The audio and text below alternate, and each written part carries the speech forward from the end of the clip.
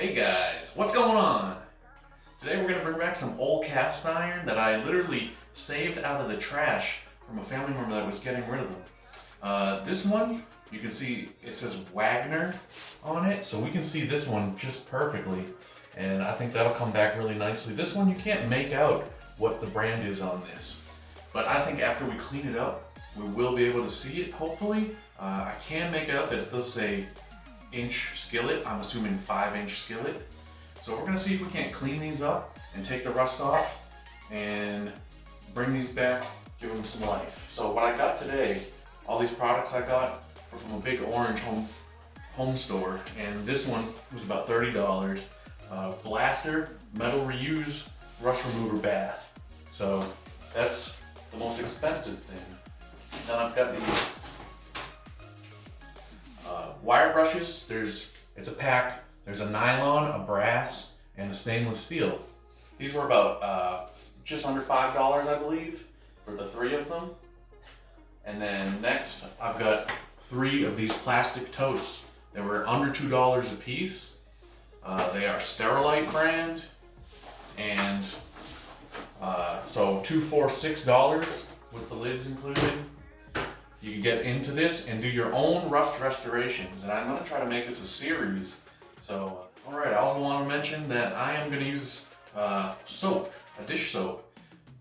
You can use Dawn, this one's Palm Olive. You could use Ajax, store brand, it doesn't matter. You basically just want to use this to clean up the parts first. Alright, so here you can see I've sped it up by 2 times just to make things a little bit quicker, but this didn't take long to do.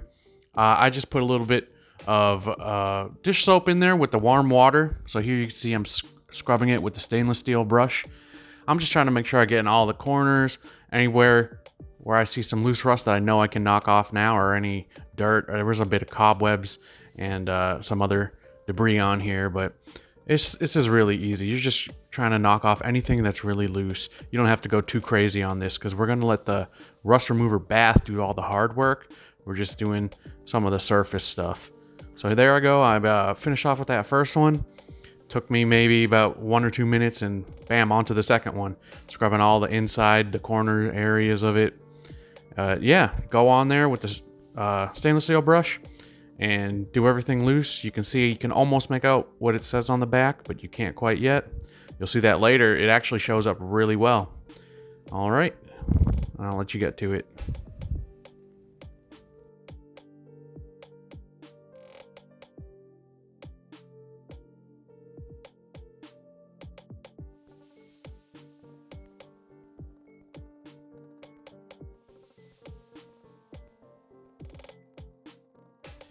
Okay, next we're going to take some of this and fill up our container here. So let's go ahead and do that.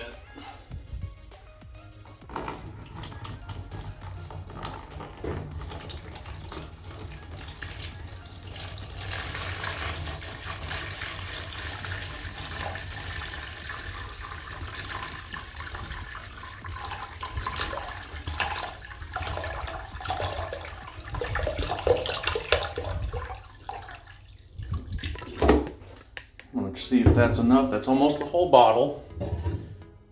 So, see if we can't put this here. And this does say it's safe for, you to touch, biodegradable. It's got a lot of claims on it, so I'm here to test it, and I think this is going to work out perfectly.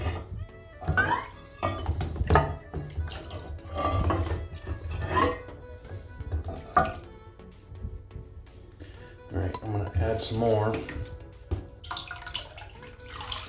Might not be able to submerge both of these, but what I can do is change the orientation of these later, check back, and hopefully we'll have some good results. So I'm going to leave that like that for now.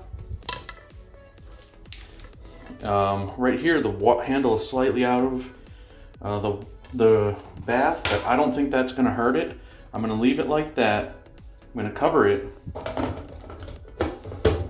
just to inhibit evaporation, because you can reuse this stuff. Even if it looks dirty, you'll still be able to reuse it. So I'm gonna check back in 2 hours. That's what the bottle says.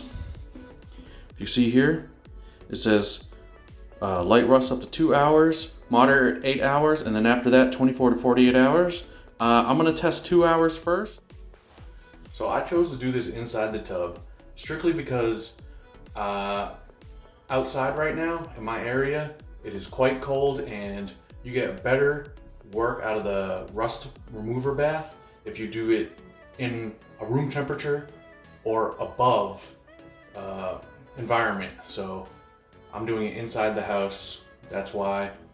If you can heat it up, that would be even better. You'll have faster acting out of the rust remover. But as you can see, sitting here, I'm gonna just let this go for the 2 hours, then the 8, maybe the 24, and see how it looks. All right, we're back now. It's been a little bit over 2 hours. We're gonna check on the cast irons. All right, let's get it a little low here and check on our cast iron. You can see the liquid got wicked dark. This is the bigger one on top. Ooh.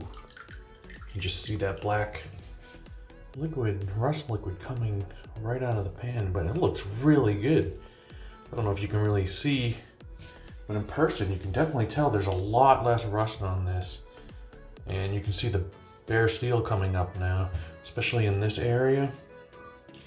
It's bare steel, there's not even any rust there anymore. So let's take a look at the second one, the smaller one. There it is. All right. It's definitely taking some rust off. It's a lot smoother.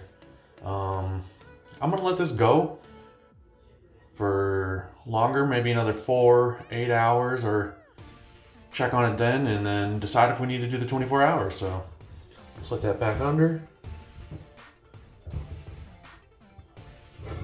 See, I want them to be able to both be submerged. That looks good. All right, we'll check back later. All right, guys, it's 23 hours later. I didn't get to check on it at 8 hours, but let's take a look. And man, you can see that liquid turned really dark, but that's normal. Let's take out this first one, see what it looks like. Oh man. I don't know if it picks up on the camera, but you can tell the steel is like, it's gray now, it's not black. So all that old seasoning has been taken off, which is fine because I'm gonna do a video on how to re-season these. And it's down to the bare steel. It's gonna need maybe just some basic scrubbing, and that looks really good.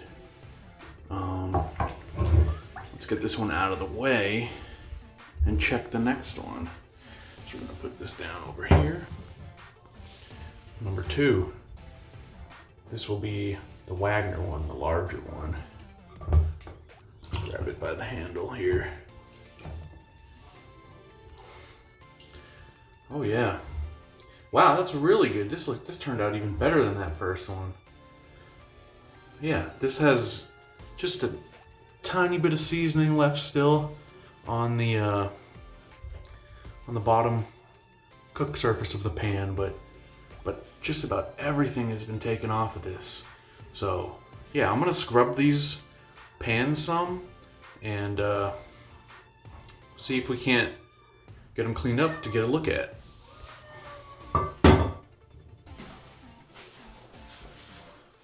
All right, guys, so these are the pans. Now, I've actually dried them, and you can make out the back of these. I'll have to put up some pictures of what they look like to get a better view.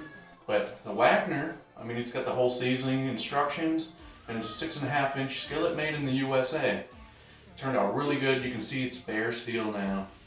And then this one actually says a 6-inch skillet made in Taiwan. So that is really cool. It does feel a bit thinner on the Taiwanese one, but I still think it'll be perfect for cooking something like eggs or some sausages, breakfast sausages, anything like that. After I got them out of the solution, I scrubbed them again with that wire brush for maybe 5 minutes. Got a lot of black residue off of it. That's normal with that solution. It says it on the back of the container. Made my hand turn black. I've tried to get it off, but it's like lightly stained black, so keep that in mind.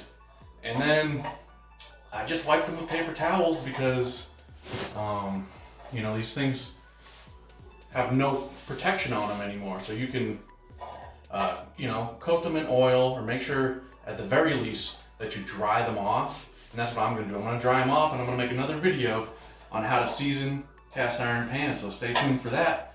And let me know what you thought of this first video of the series.